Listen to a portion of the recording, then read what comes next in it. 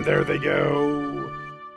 We're going to move on. Second leg, late pick 4 sequence at Keeneland, race 8, the grade 3 Ben Ali Stakes. 8 older males going 9 furlongs on the dirt here, including Warrant, who was my pick to win the big cap going to mile and a quarter at Santa Anita. Does he get the job done here, Mike? He does. I mean, this is the race where I'm not going to try and get too creative. I think this is really a 2-horse race. I'm going to go too deep, although I don't love it. I considered singling Warren in this spot, but I am going to use the 3-horse Proxy as well. I think the 2 Mighty Heart is a little interesting as a lone speed candidate, but I think Warren is just the talent of the field. That race at Santa Anita was awesome. This horse was an improving 3-year-old going through the lower ranking 3-year-old races. Really turned a corner later in the season, took a nice step out there at Santa Anita. I think if you do see a replication of that race or any type of step forward, leaves this field in the dust. Yeah, Warren. And not only that, but mile and a quarter, I was like, mile and a quarter for this horse, he's by constitution. But for Samurai, I'm like, you start to be a little limited there. And I thought, well, maybe it's not the best field out there. Listen, I've been a little down on Express Train. Express Train's really good. I need to stop, kind of like with 2 Emmys, who we're going to talk about in a minute. I need to stop being so just down on that horse. He's a really good older handicap horse. Now, Warren, I'm going to go ahead. I don't really love Express Train, but fine. Compared to who else is out there right now, and I know we just lost one of our favorites, Midnight Bourbon, we found out today, but it's kind of weak. I will say, Proxy, I agree with you. He is the most talented horse in this field. He's also a complete and utter jackass. I don't know if he's the most talented. He's a 3-time allowance winner who is a complete jackass who can't beat really good horses. Really good. Okay, so let's beat Olympiad, Hot Rod Charlie, Midnight Bourbon, Mandaloon, Midnight Bourbon. Okay, so those are all the horses that have beaten him here. I think between Warrant and Mighty Heart, one of those is good enough. It's going to beat him. Mighty Heart to me is all speed. You got to go gate to wire here, but he's got the potential to do it. I know that he and Cowboy Diplomacy have very comparable time form U.S. pace ratings, but if you look at the way that Colby Hernandez, but James Graham riding for Josie Carroll won on this horse in the Blame Stakes going 1 1/8 miles. So this horse can take the distance, can take the speed with the right setup, and I think he's got it here. Yeah, I mean, to me, this is one of those where if either the one or the 2 scratches, all of a sudden you have to reassess even heavier about whether or not you want to play the other for a speed factor. But look, I mean, Warrant could be very good, like a very good horse. And so for me, with tactical speed, which is key here, he's going to be able to sit close to whoever is on the lead if it's just 1 or 2. And don't forget, we're going 1 1/8 miles here. So a lot of these races we've talked about going 2 turns or 1.16 miles, short into the turn, short stretch, favor speed. In this case, we're going 1 1/8 miles. You got the full stretch. It's a more of a fair track in that sense.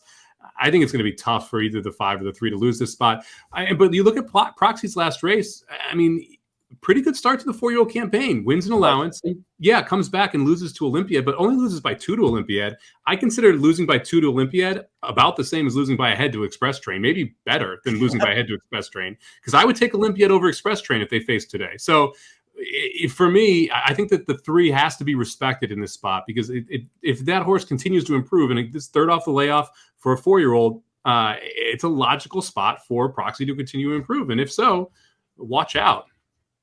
That's true. Everything that you said is true. I just hate this horse. He's a jackass. I've been saying since, the Louisiana Derby when he ran poorly.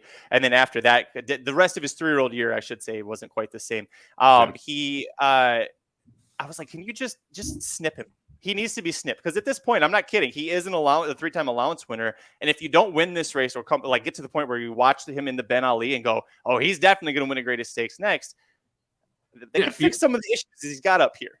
No, you were wildly too early for that.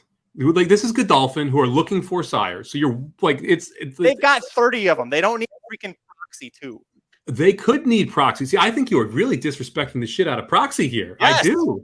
He's a jackass. How many times do I have to call him a jackass before you get that I disrespect him? I realize that, but Tappets get better with age, and they usually get smarter with age and a little headier with age. And if he is able to do that, this is the third.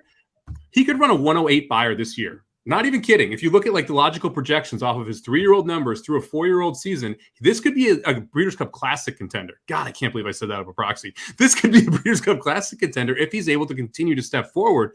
And all of your things about him being a head case and being goofy and all that jazz, that means he has more upside. That's all I'm hearing. Because if he figures that out, watch out. Now, here's the other problem. Him winning the Breeders' Cup Classic is worth less than what he's worth in 2 years in stud. So they're not going to fix him just to try and win a Breeders' Cup Classic that they may not win anyway, to make less money then 2 years is stud. I would just like to remind everybody that today is 420. Please do not take every comment that Mike Somich has said here as actual fact as we move on to the Okay, no. Okay, we can't move on first. We got comments on the thing. Can we go Proxy versus Express Train head-to-head in the Breeders' Cup Classic? I'll take Express Train. Okay, I'll take Proxy. Let's do it. I don't know if either horse even makes it, but yeah, I'm not sure either does either. But it's a fun enough random wager. Let's do it. What should we talk about? Let's remember this when Breeders' Cup time. See if he's even around at that point. Okay, no. Loser has to do 2 bull shots on our Breeders' Cup post fair preview thing, back to back, bam. And the loser at least pick what the alcohol is. No. It's a mixture. It's your mixed shot. All right, let's go to the comments. There we go. Dynamic one. What do you think, Magic?